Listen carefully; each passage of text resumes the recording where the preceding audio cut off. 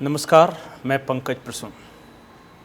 दोस्तों, जब देश आज़ादी के अमृत महोत्सव के जश्न में डूबा है तो आज के दिन कोई निगेटिव बात करने का दिल नहीं करता। लेकिन फिर अचानक झारखंड की एक खबर पर मेरी नज़र पड़ती है। एक फाउंडेशन है, इंडिया स्पीक्स फाउंडेशन, और पहली बार उसने झारखंड में जो डेमोग्राफी बदल रही है उस पर एक रिसर्च पेपर तैयार किया है और आर्टिकल है वो, चूँकि हमारे झारखंड से जुड़ा है तो उसमें यहाँ के आदिवासी समुदाय को लेकर कुछ इंटरेस्टिंग फैक्ट्स हैं जिन्हें आपके लिए जानना बेहद ज़रूरी है। कोई महेंद्र ठाकुर हैं जिनकी ये आर्टिकल है और वो कुछ चौंकाने वाले आंकड़े देते हैं। उन्होंने कोई बजाज संस्था है, एक सर्वे हुआ है, उसमें वो जो आंकड़े निकल के आए हैं वो ये कहते हैं कि तमाम धर्मांतरण के आरोपों के बावजूद, तमाम इस तरह के आरोप लगते रहे हैं कि यहाँ पे आदिवासियों का ज़बरदस्ती धर्म परिवर्तन कराया जाता है, इसके बावजूद झारखंड में ईसाई आदिवासी यानी कुल मतलब टोटल ईसाइयों की संख्या में कमी आई है। वो कहते हैं कि 1951 में यहाँ 4.3% ईसाई थे, जो कि 2016 में, चूँकि ये रिपोर्ट 2016 है, 2016 में 4.12% हो गए, यानी कि करीब करीब 0.15% की कमी आई है। इसके कई कारण हो सकते हैं कि चूँकि शिक्षा का स्तर बेहतर है आदिवासी ईसाई समुदाय में, तो हो सकता है नौकरी की तलाश में बाहर गए हों, या फिर जन्म दर पढ़े लिखे हैं इस वजह से कम हुआ हो। लेकिन ये जो रिसर्च पेपर है वो साबित करता है कि झारखंड में जो आरोप लगते रहे हैं धर्म परिवर्तन के या जो भी हो, इसके बावजूद ईसाइयों की संख्या में कमी आई है।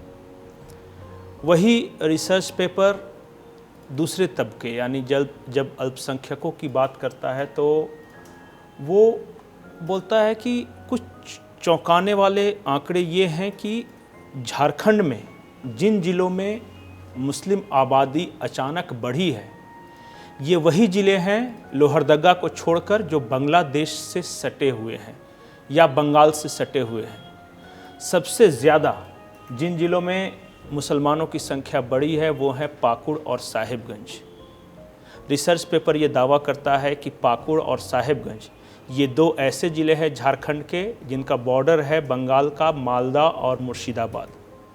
मालदा और मुर्शिदाबाद में मुसलमानों की संख्या 58% और 66% हो गई है। और वो कारण बताते हैं कि इतना ज़्यादा जन्म दर या कोई भी महिला पैदा नहीं कर सकती जितनी ज़्यादा जनसंख्या बढ़ रही है। तो इसका एक मात्र कारण जो समझ में आता है वो है बांग्लादेशी घुसपैठी। अगर किसी ज़िले की आबादी में किसी खास तबके की संख्या हर वर्ष 3% से ज़्यादा बढ़ रही है तो हर साल कोई महिला 3 बच्चों को जन्म नहीं दे रही है, तो जाहिर है कि बड़े पैमाने पर बांग्लादेशी घुसपैठिए आ रहे हैं झारखंड में। और पहली बार कोई ऑथेंटिक पेपर ये सामने आया है। एक और जो कि सरना आदिवासियों के बारे में है, वो पेपर कहता है कि हैरानी की बात यह है कि झारखंड में सरना आदिवासियों की संख्या में कमी आ रही है, जो औसतन दूसरे बिरादरी के मुकाबले। वो पेपर रिसर्च पेपर ये दावा करता है कि कुछ तो पलायन है, और दूसरा कारण यह है कि दूसरों ईसाई के अलावा जो दूसरे लोग हैं, चाहे वो जिन्हें हम हिंदू कहते हैं, वो प्रवासी बड़े पैमाने पर आके यहाँ बस रहे हैं।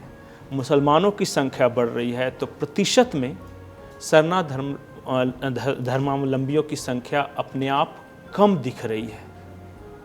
तो क्या झारखंड में सरना हो या ईसाई, कुल मिलाकर कहें तो आदिवासी समुदाय पर डेमोग्राफिक चेंज का कोई खतरा मंडरा रहा है।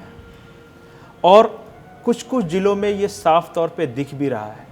ये रिसर्च पेपर कहता है कि अगर रांची की बात की जाए तो रांची में किसी ज़माने में सबसे ज़्यादा ईसाई या आदिवासी जनसंख्या हुआ करती थी।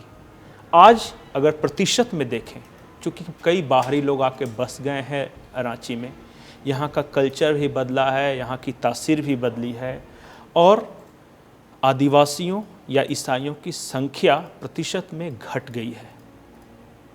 अगर यही रफ्तार रहा तो सचमुच ये झारखंड के लिए चिंता का विषय है, क्योंकि जिन्होंने भी झारखंड बनाने का सपना देखा था, उनका सपना था आदिवासियों के लिए एक राज्य, मूलवासियों के लिए एक राज्य।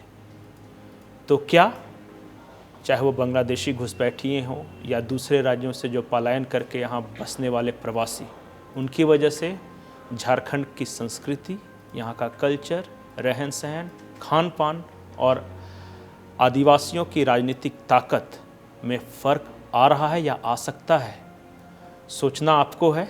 एक रिसर्च पेपर आया है, मैंने उसके आंकड़े हूबहू आपके सामने रख दिए हैं। नमस्कार।